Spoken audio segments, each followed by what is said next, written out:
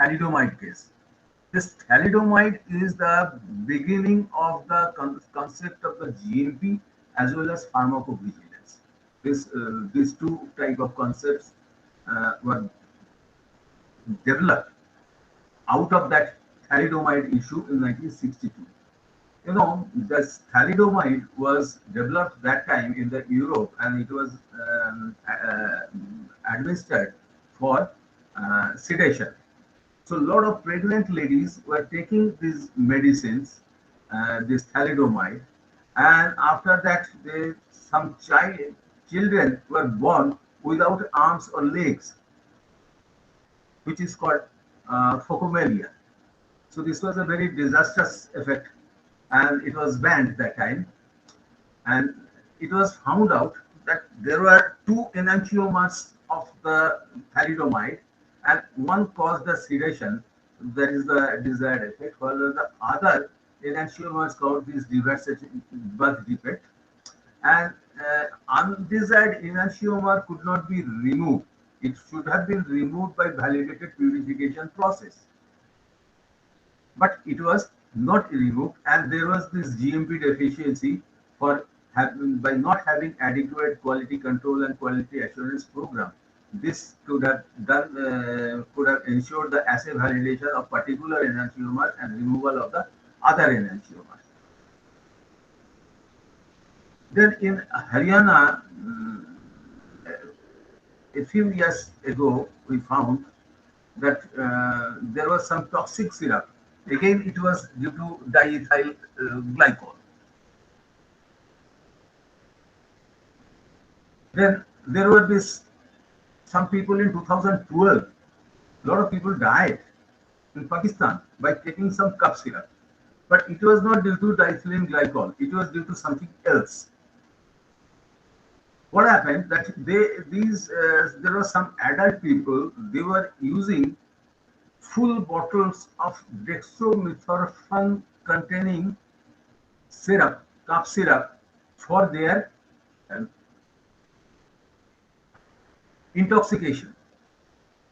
It was because dextromethorphan is a kind of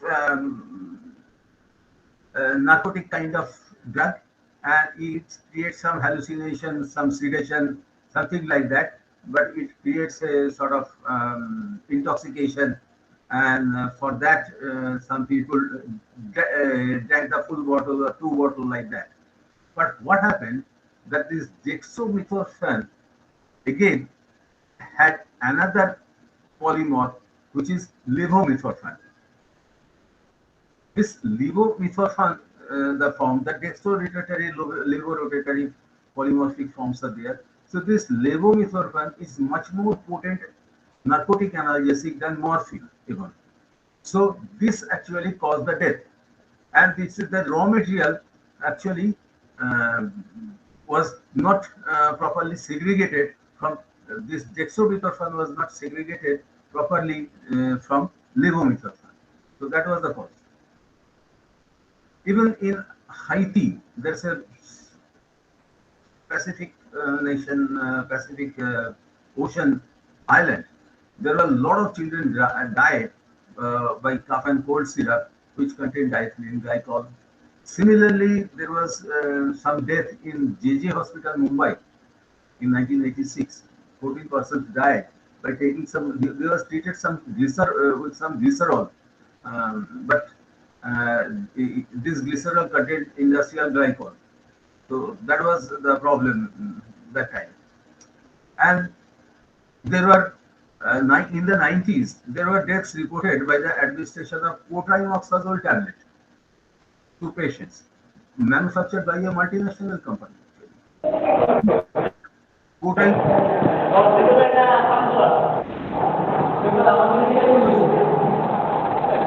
was contaminated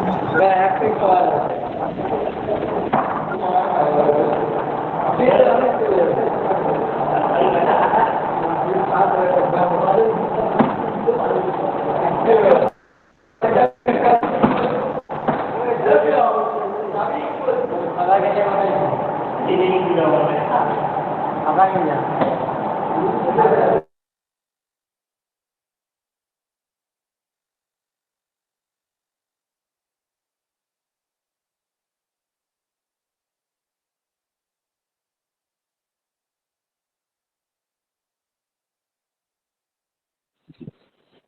Excuse me, Sudipta sir, please unmute yourself. We are not audible to you. You are not audible to you. Sir, you are not audible to us. From the Hello? beginning or now? Am I now audible? Hello? Yes, sir. Yes, Yes, sir, sir. you're audible now. Acha, shall I start from the beginning or No, no, no, no, no, no, no, no. right now? Oh, it happened on its own. Okay, shall I go with this slide? Please tell me if there Yes, is sir. a. Okay, so what happened that in the 90s there were some people who died in the chlorimoxazole tablets in India, and it was contaminated with the glavenclamide. And this glavenclamide is a powerful hypoglycemic agent, and those who were having uh, normal blood sugar level, their blood sugar level actually decreased and decreased, and they died due to hypoglycemic shock. Because cotrimoxazole, they were taking some after some eye camp of eye this cataract operation. So they were taking continuously for 4, 5, 6 days like that, and it went on this gleventamide. It was in a considerable concentration was present in that tablet, and it went on decreasing the uh, blood glucose level and ultimately led to hypoglycemic shock. So we can see that there are a lot of risks involved in the pharmaceutical manufacturing. Just consider the fact that the patients, anybody who are taking the medicine, they are unable to detect anything is wrong in that medicine, and they believe that medicine, and the doctors and the health workers also believe that while prescribing these medicines. But we have seen that there are unexpected contamination and which can cause a lot of harm to the body, and sometimes they can cause death. So, and we also know that there are disastrous effect there could be due to wrong levels. Suppose a hypoglycemic agent is leveled with something other for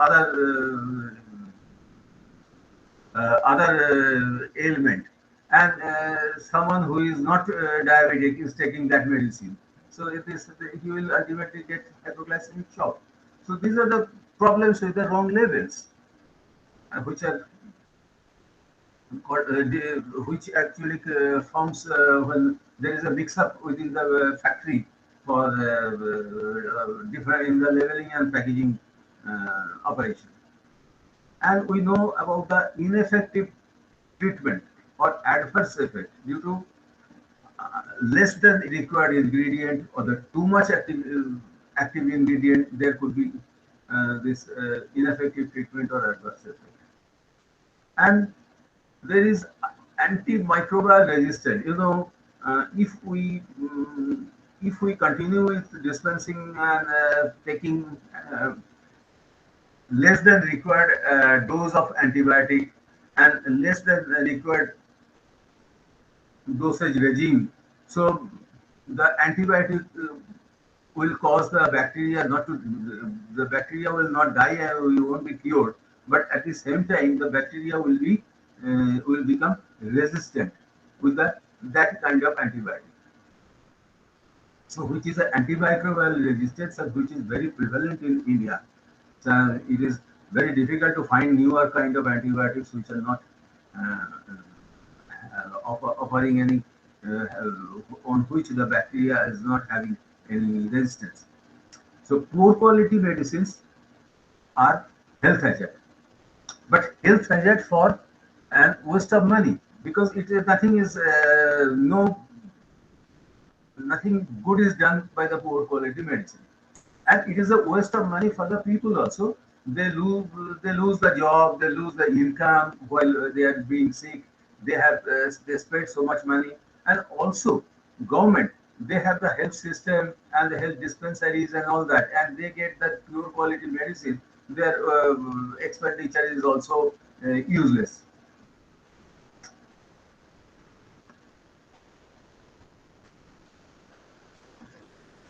Now you can see that this brief history and development of GMP concept and involvement of WHO. How WHO came into it, that it was established in April 1948, United Nations Agency, and nearly 200 countries are there. Their objective is the attainment of the highest possible level of health. And what is health? We see, we all cause healthy and say healthy, unhealthy, and all the population, people, and like that. But health in WHO, it is defined as a state of complete physical, mental, and social well-being, and not merely the absence of any disease or infirmity. So it's not the absence of disease. It is a complete physical, mental, and social well. That is the health. And supply of essential drugs of good quality is one of the major prerequisites for the healthcare. And for supply of essential drugs of good quality, we need the effective functioning of the National Drug Regulation and Control System, which is a drug control department of center, state, and all these networks. And WHO is always concerned with the quality, safety, and efficacy of medicines, as well as they are concerned with the substandard and the falsified products, which are basically the falsified are basically the spurious medicines and all that. WHO these days are actually concerned with even access and affordability of the medicines also, because access, global access to a medicine. Suppose the latest medicine for cancer, it is available in the USA but not available in India. It may happen. So that is the question of the access. And now, even if in India we have the access, the medicine becomes very costly. And when it is costly, the poor people may not be able to afford it. So there is a question of affordability, and there is a question of access. These things are also to be considered and taken care of by the different countries.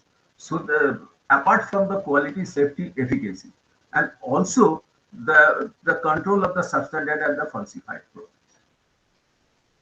So WHO has been making various recommendations relevant to GMP, quality assurance, quality control, and etc., and which are published by WHO in technical report series kind of periodicals. So WHO has in pharmaceutical GMP related issues, WHO gives the guidance for effective NRA. NRA is the National Regulatory Drug Regulatory Authority. You can say it's a general term. NRA means the state drug control authorities, central drug control authorities, all these drug control authorities are there. It's a collectively termed as NRA. And they form a lot of guidance documents of GMP, QA, and all these documents. And they guide what to do with case of substandard and falsified products. They offer the laboratory access and the pharmacopoeia specification they develop. They have the international pharmacopoeia and different spectra are there for their testing, different reference standards they have. And they have the certificate of pharmaceutical products, which is a WHO GMP kind of scheme for international commerce. And WHO has taken a lot of steps for this quality, safety, efficacy. The first GMP guideline was published in 67, 69, and all that, and 2014 was the PRS 986, which was published. And for many guidelines are available for reference, and they are updated and revised also in the latest TRS and all that. And they have a other guidelines, supplementary guidelines on SOPs, master formula, validation, HVAC systems, and all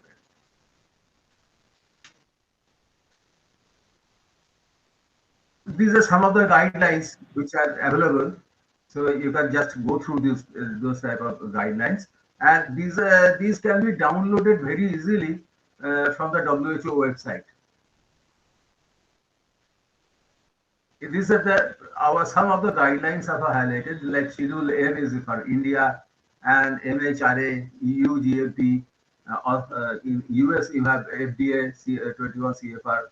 So PICS, Pharmaceutical Inspection Convention is another uh, GMP guideline which are followed by many countries. Now I'm coming to the main part of the introduction to the concepts of quality management, QA, GMP, and QC. So this is the quality of the pharmaceutical is a major concern of all countries as well as WHO. But before we understand the quality of the quality of the pharmaceuticals,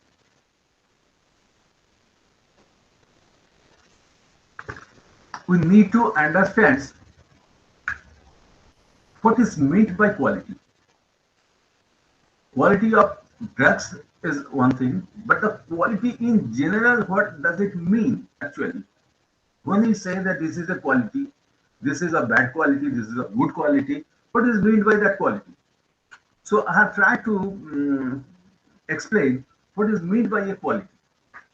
It is a total features and characteristic of it could be a product, it could be a service, which will be able to satisfy your stated needs or declared needs or any implied needs. Suppose we take some food,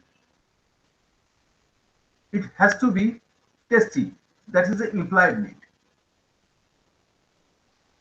You have your mobile connection given by some mobile or Wi-Fi operators. It has to be good. So it is implied that it has to be good, uninterrupted, and good downloading capacity, and all these things. And also there are products. You buy a mobile phone, you have this so much megapixel, so much RAM, so much hard disk. This type of things are there which are noted. So you want to get those things according to that specifications. So it is basically also it depends upon the customer's experience with the product or service, but it is not determined by the producer actually, because if I take food in a dhaba and consider that it is okay, but someone else may think that this has hygiene issues and all these things. So so the customer actually or consumer actually determines the quality. Some hotel, good hotel, bad hotel, some bus service, some good car, bad car kind of thing is always some product or service is determined by the customer. If it is satisfies him, he calls it quality. If it doesn't satisfy him, he calls it below quality.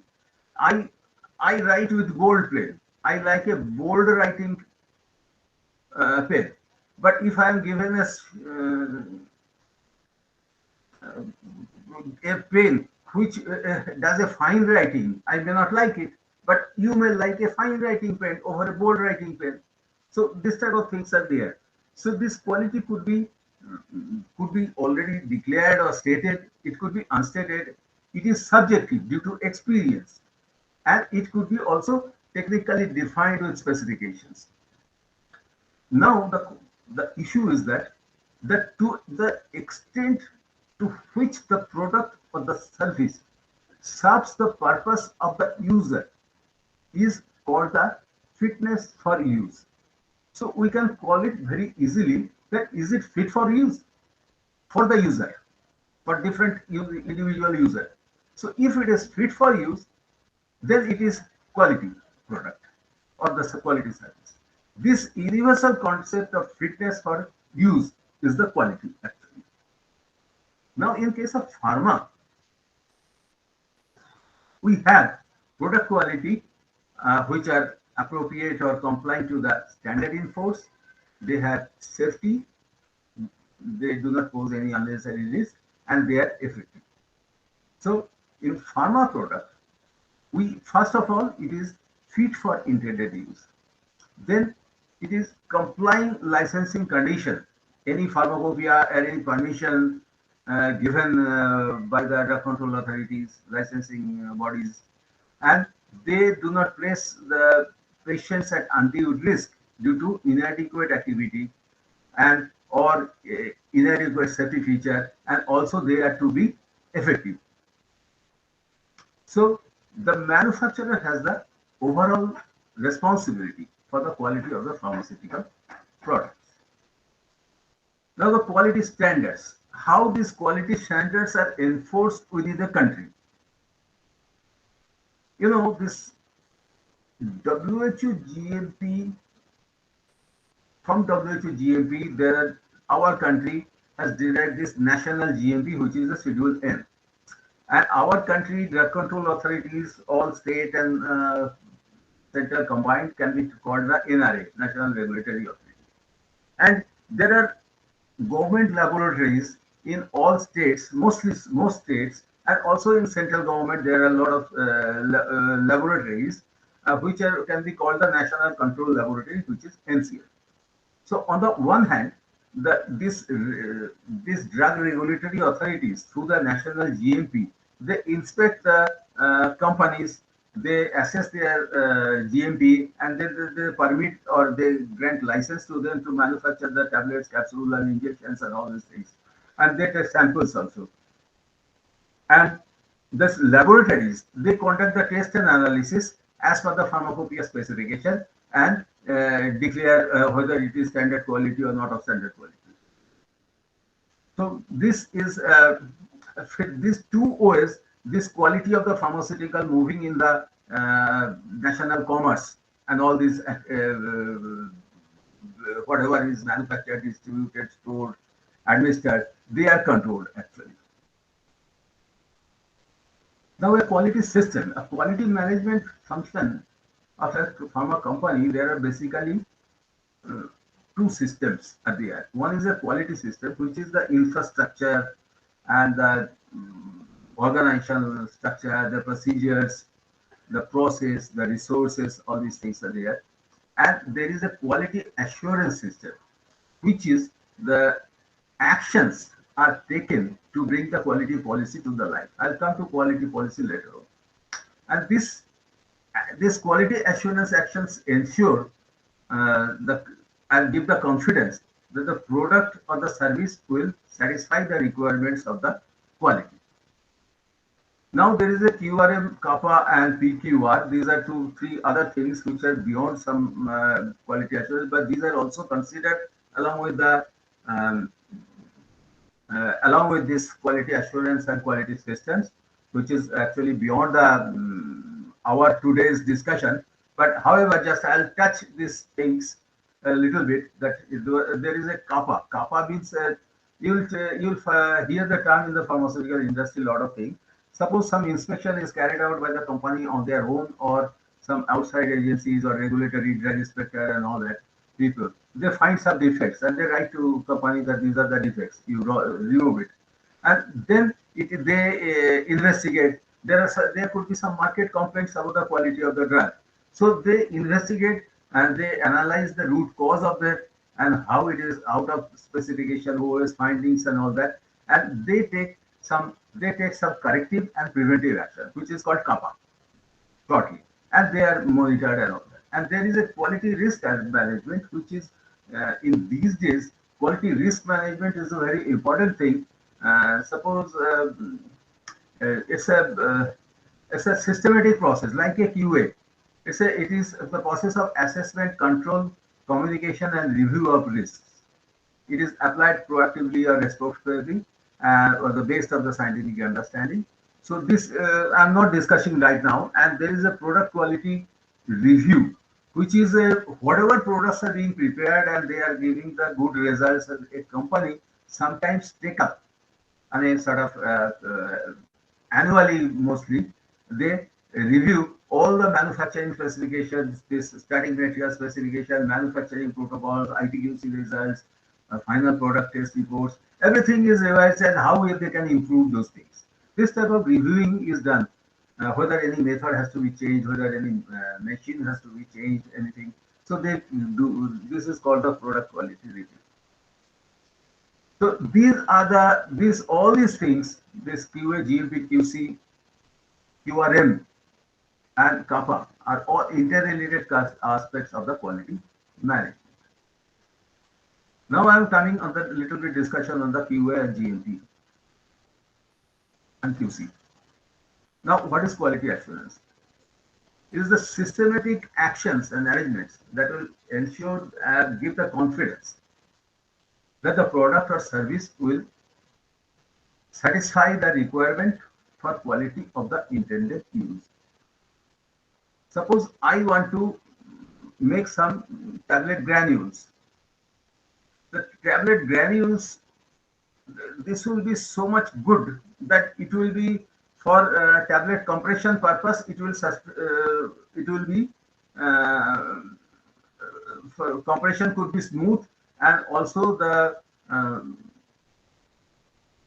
uniformity of the content or uniformity of the weight will be maintained. So I want to make this product granule. It could be it could be raw material also. So it could be final product also.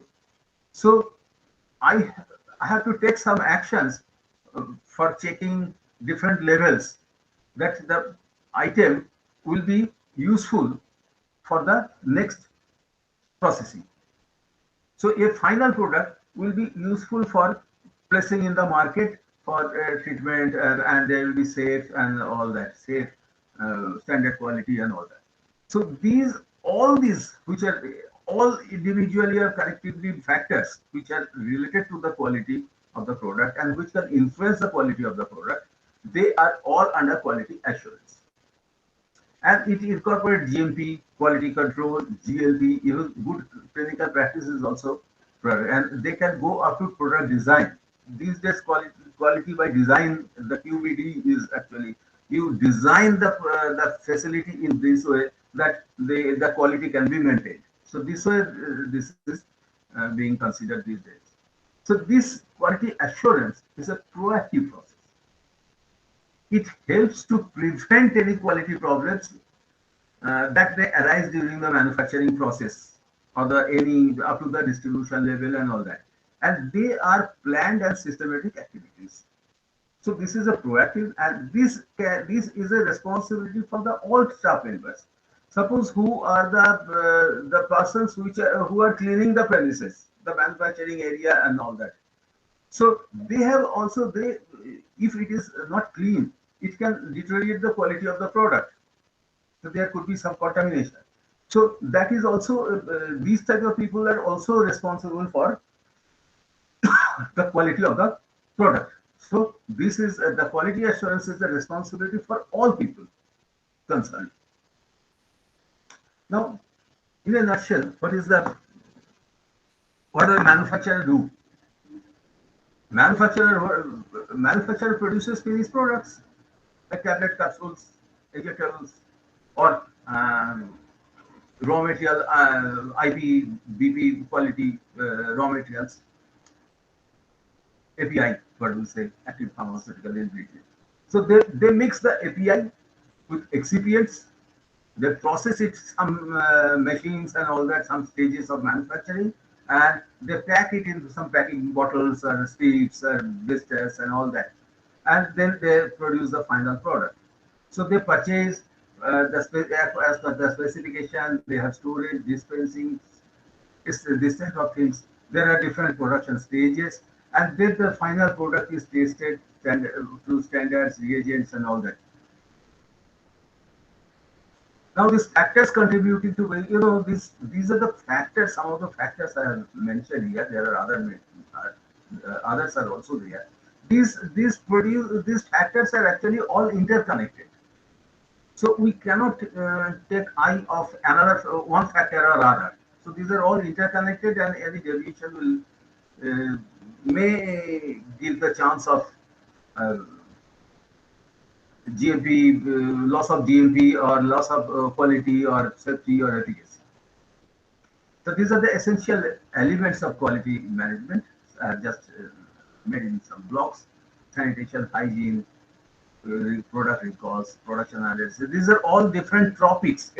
you have guidance documents available in WHO, this type of on the issues.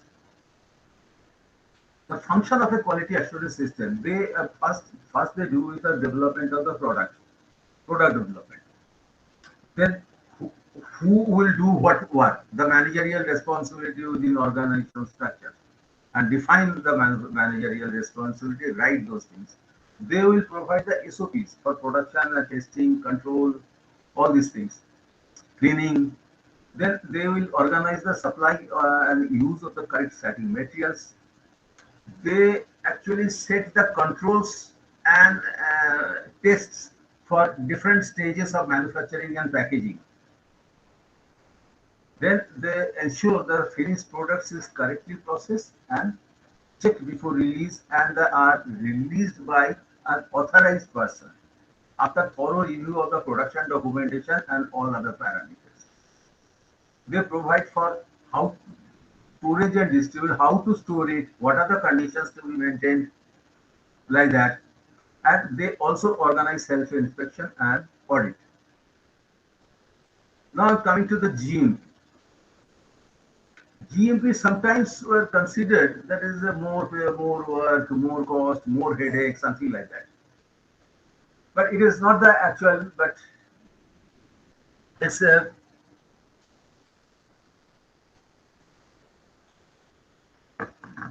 it's a it's a GMP is a part of quality assurance related to the production.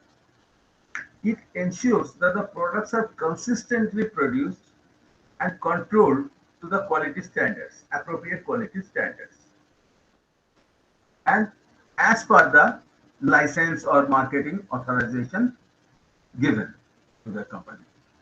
So this consistency in a batch to batch production, the consistency between batch to batch and within the batch is most important in GMP. Suppose a DT, disintegration time of a tablet, should be within 15 minutes. Okay, fine. So we can manufacture one batch with a 10 minutes, another batch of the same product within 5 minutes, another batch is 13 minutes. This is not consistency. So GMP actually approaches that consistency of batch to batch production. So it gives a defined, reviewed, and validated manufacturing process. And, and this type of process will consistently help in manufacturing products with a particular quality. That's specific, which will comply to the specification of that particular product. And it is an important part of the quality assurance system.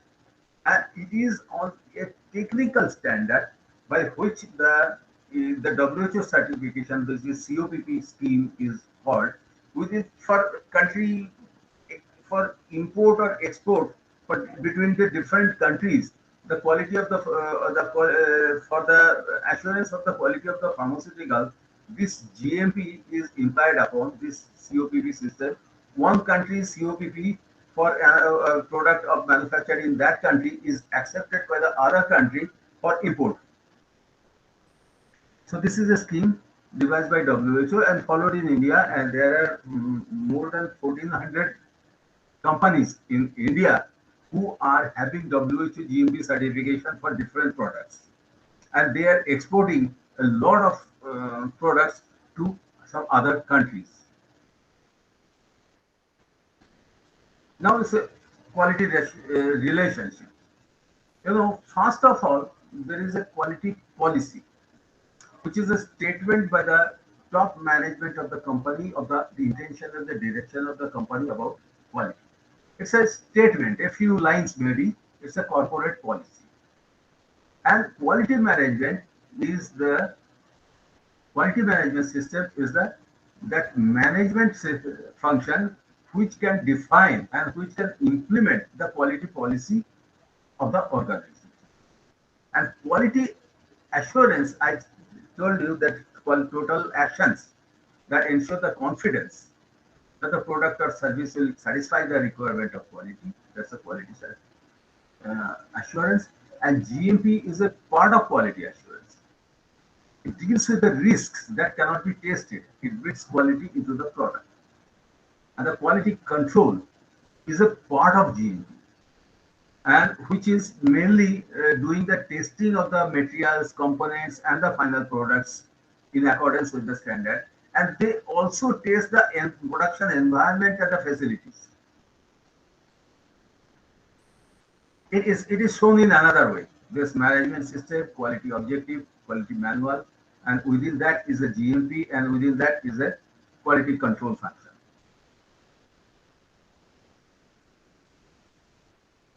Now, importance of GMP. Now, let's see that when GMP was not introduced, what we used to do, that we manufactured 1 lakh tablets of paracetamol, suppose, and then we tested 20 or tablets as a final testing, and they released the rest of the products into the market, keeping some control samples. And we assumed that by testing those 20 tablets, tablets are actually destroyed by testing, we ensure the rest tablets are of standard quality, and there is no problem, no contamination, nothing. So, but does it give any guarantee of every piece of the product? It cannot give. And we cannot test every product, because whatever product we test, these are all destructive tests. You take you crush the tablets and then take some weight and then titrate it, or make some solution then with the standard, make some standard solution with the reference standard, and take the reading in spectrophotometer or colorimeter, or maybe HPLC or anything like, or any such instrument, and make the assay. So all are destructive tests. So you cannot taste. But just let me tell you one thing. Have you thought of this? All the medicines we take, we take, our parents take, or whoever any patient is taking, I can say that those medicines and pharmaceuticals and drugs have not been tested at all. Why? Because those part of the batch, that part, 20 tablets or 10 tablets of a strip of that batch, has come to me to take from the chemist shop. That has not been tested. If it was tested, you could have destroyed. They have tested 40 or 20 tablets and they release the whole batch. So the rest of the tablets have not been tested at all. Only some physical checking of the mottling or breaking and all that thing, or for any liquid oral, just some physical checking of some particles, black particles and all that things, and injections, and vials also some particles. Apart from that, no test has been done on those products which we take. It is assumed that those products are good only by testing 20 tablets and releasing them in the market. So now comes the GMP in picture. As I told you, this is an important part of QA system to ensure the products are consistently produced and controlled. And it actually diminishes the risk that can be controlled by testing a product.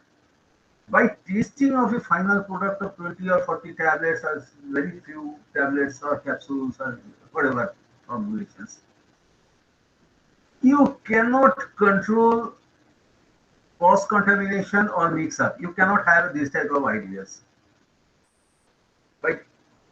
So this cross contamination and mix up. What is a cross contamination? Cross contamination is the contamination of a product or a intermediate product or an API by another product or another API during the process, manufacturing process. So this is called the cross-contamination. Suppose ibuprofen is being manufactured, it is cross-contaminated with some paracetamol which was manufactured earlier. And then mix up. I told you about the label. The some A product label was going on, some of the other line B product label was, labeling was done. So, but A product label goes on to the B product. So this can have disastrous consequences. So this is the mix-up. We do not know. We cannot know by testing. So these are the main objective of the GMP to remove the cross-contamination and mix-up. And GMP is also mandatory under the law because in Schedule M in India also everybody has to follow GMP, every manufacturer, and they are technical standard basis for COPP scheme and all that. So these are the importance of the GMP. And now the guiding principle of the GMP is that quality is built into the product. It is not tested into a finished product. By tasting quality, you cannot declare about the quality of the product by tasting of a finished product. It is quality is built right from beginning, all stages to GMP. And poor quality products, they do not save money. These mistakes can be very expensive because there will be market complaint, product recall, there could be litigations. It is better to prevent them in the first place. And also the GMP helps pharmaceutical exports. And these are the building blocks of the GMP, these premises, equipment, defined audit, written procedures, SOPs, laboratories, contract. It goes beyond the own manufacturing system, it goes to the contract production, low license system and all those marketing arrangement systems and also the hygiene sanitation also there. So these are the blocks of the GMP. Now the 10 principles of GMP. First of the design and construct the facility and the equipment, which will help in manufacturing a consistent batch products. You have to monitor thoroughly the facility and the equipment during manufacturing. There will be operational procedures, SOPs and work instructions, and those SOPs are to be followed meticulously. All the work that is done has to be documented. The work is to be already validated, whatever procedure we adopt. Then the job competence and define and develop them, because you have to impart training to the professional people who are working there, and training and retraining and all that, so that they become very competent and less prone to making mistakes. And then protection against contamination and mix-up, and then the product. You have to control the process, like in-process quality control, processing, and all those things are there. They have to, and also regulate your temperature, humidity, and all these things. And you have to conduct periodic audits, planned and periodic audits. But what GMP does not ensure, the GMP cannot increase the pharmaceutical effectiveness of the active ingredient. Suppose a 250 milligram ampicillin capsule will not give, by following GMP, will not give the pharmacological effectiveness of a 500 milligram capsule, isn't it?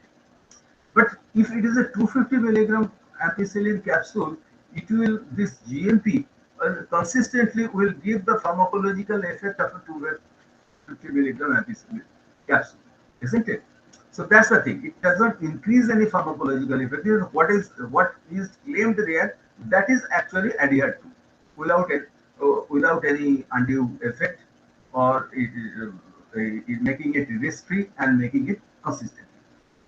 And they do not cover the safety aspect of the personnel working in the manufacturing operation, except for some, beta lactam or some manufacturing sex hormones and all those things which are segregated and all that.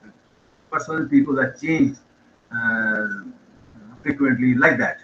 So what GMP is aiming basically to protect the product from the contamination sources. Now, Product contamination are from the environment, from the material, from the equipment, as well as the personnel in the production areas. The personnel is a very good contaminant, and particular contamination comes maximum from the personnel. So there is a very important issue. Now, what is quality control? It is actually basically the testing of material component and the products in accordance with the standard test protocol and the specifications and the pharmacopoeias and all that. And they also test the environment and the facilities. It is very important component for the release of the product. And it is it actually identifies any defect on the manufactured product. And by testing, if you have a BT less than required, or if you have a dissolution less than required, or you have uniformity, non-uniformity of mixing, if you have the less assay, less percentage of purity. So this is identifying the product defect. So this is a reactive process. But the quality assurance was a proactive process, taking right from the beginning to prevent any defect. But is to quality control helps identifying any defect in the process. So it is a reactive process. Now the quality control department has a just explain in some few slides. They have a separate quality control department. Any licensee manufacturer has to have it separate, and they are independent from any other production departments and all that. And they have the authority of some experienced person, and they are separate from the production area, totally separate. They have to have their own suitable design and layout and sufficient space to prevent any cross contamination and mix up. They are segregated biological or microbiological labs, separate humidity, ventilation, and air conditioning system for the labs. They have air supply and separate air supply and fume removal systems, because there are heat is produced in some of the furnace and some other heating. Some cases require some heating. So they have separate instrument room with temperature humidity control. They are to be protected against vibration. These electrical balances are very prone to vibration, and there should be electric supply with voltage stabilizing and all those things for the sophisticated instruments. So in your college also, the instrument, this electrical balances are to be protected against vibration on the table and all that. So there are special cables available for minimizing any vibration, because they can give a wrong reading after if there is a lot of vibration. So there are storage space for samples, reference standards, and then reagents, records, all these adequate storage spaces. Now there are basic requirements for quality control. Resource are there, this laboratories, instruments, labs, water supply. Then hazardous chemicals are handled separately. Then there are personnel are very much qualified, trained, and experienced, and they are regularly trained on newer analytical techniques. And they have sampling, monitoring, environmental conditions. They develop this standard test protocols for raw material, packing material, and all the finished products. And they test the products by validated methods. So what are the functions? Apart from test and analysis, they keep all the test and the records, even rough record and final record. They evaluate the production documentation. They investigated any deviations or out of specification findings, ensure the purity of the product. Apart from that, they select the containers which are suitable, containers or packaging materials which are suitable for the product. They ensure correct labeling as per law,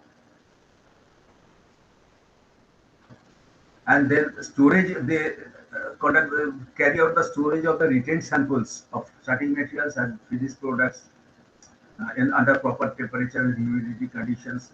They carry out the instrument calibration and they maintain the reference and working standards.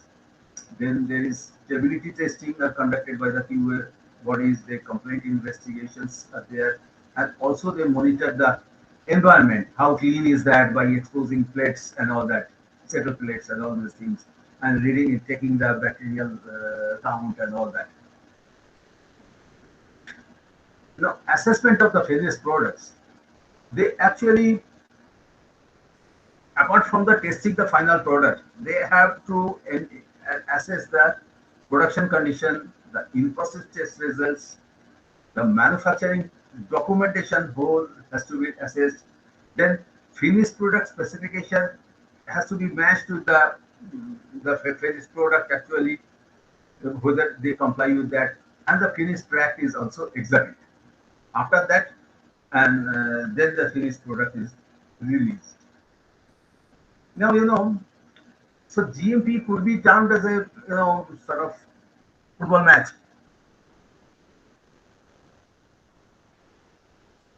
There is a, if you say that there you have a GMP, you are playing, and there is a contamination team, and you have a GMP team within the factory.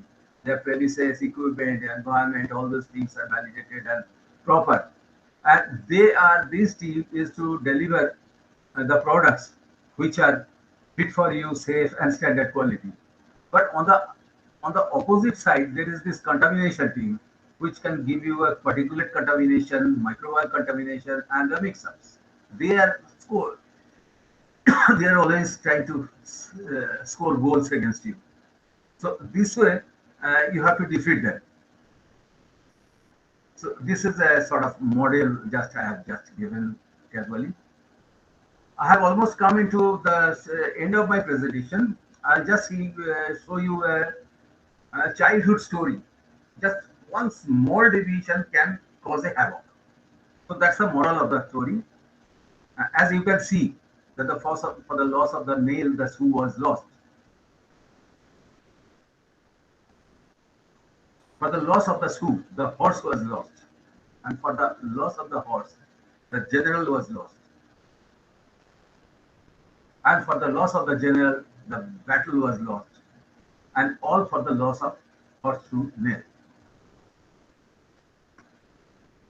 So thus we can see that every manufacturing QA QC operations are very much interconnected. It's like a jigsaw puzzle. Break or deviation from the accepted procedure will may lead to major GMP failure. And we have to follow the authorized procedure in every detail, and we have to meticulously keep the document. These are the essential in GMP. Thank you.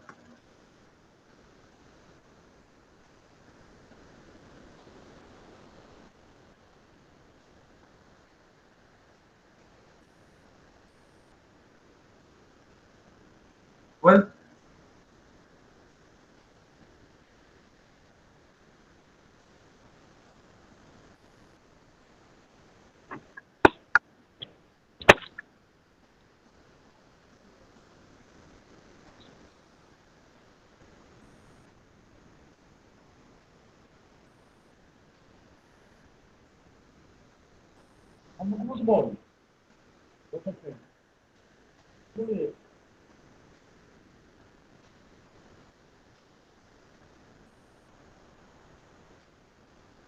hello.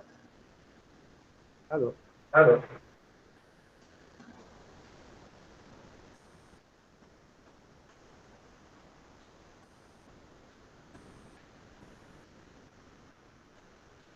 Any questions?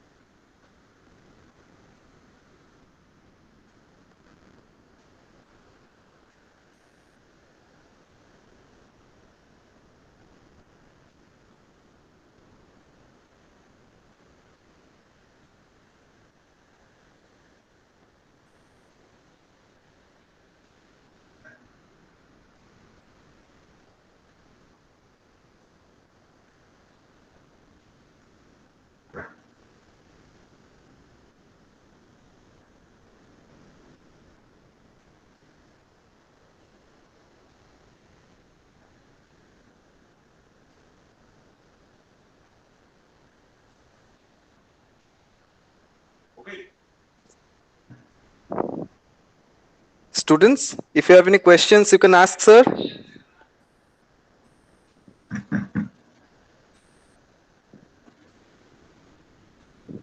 Any clarification on the slides and all that? Okay, sir. The way you explained GMP curve, it was, sir, absolutely brilliant. I try to make it convenient Um, to students, and it is hmm. given the definitions actually without Yes, any sir. by WHO, because Hmm. if this has they can have some record back. If they can Yes, take sir.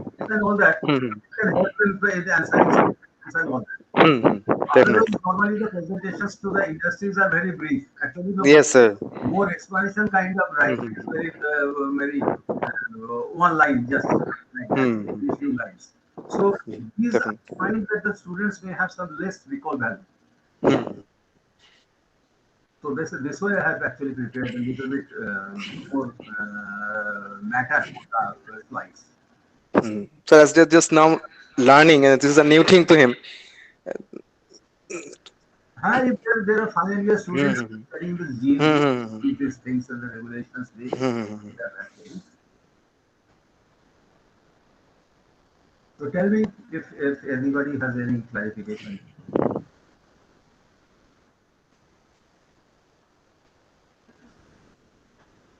Principal sir.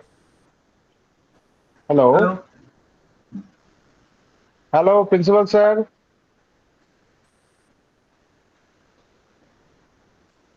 Okay, sir. Then we will request our Honorable Tapan sir Yes, to I'm there. give the. I'm there. Yes, sir. Yes, sir. With your permission, I am requesting Tapan sir to give the vote of thanks, sir. Okay, sir. Tapan sir, are you there? Yes.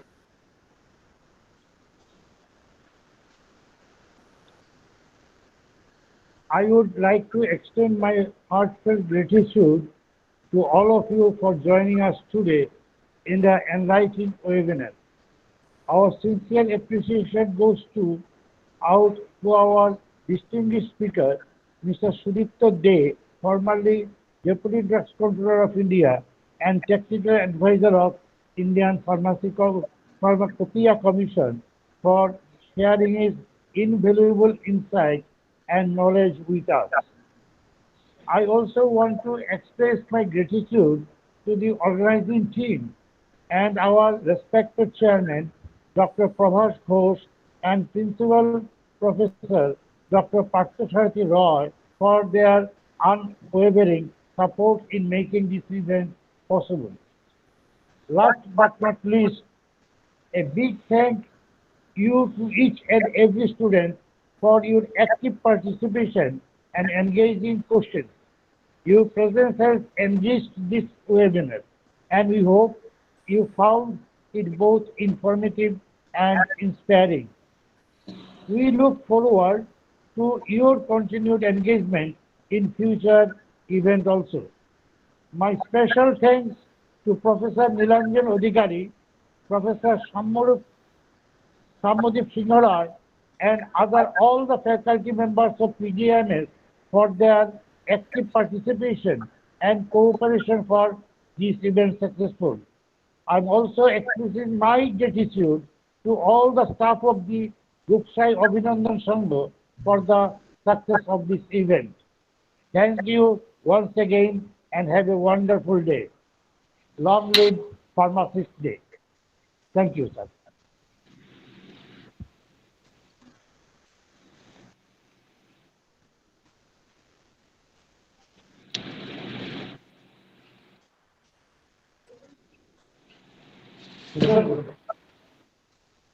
Sir, thank you very much for your speech. Thank you, Thank you sir. for the speech. Hello, We sir. really like to Thank you. valuable timing. And I Hello. would like to thank all the faculty members to make this guest lecture on the day of the Pharmacist Day to happen, to make it as a reality. The, the team worked really hard, and Tapan sir worked really hard to bring you, and it was a wonderful speech all over. everyone, I believe that 100% of the faculty members and the students, they got very helpful. They are very helpful, and they got a lot of knowledge by your speech. And by your speech, actually, we have started the World Pharmacist Week. So, thank you very much for your valuable time. And if the faculties have no questions, and the students are having no questions, then I would like to take your permission to end up this seminar. Thank you. Thank you. And I'm always available for students, actually, for any work or any guidance or anything. Thank you very much. Thank you, the college authorities, for giving me this opportunity. So let's close. Bye. Thank you, sir. Thank you, sir. Yes.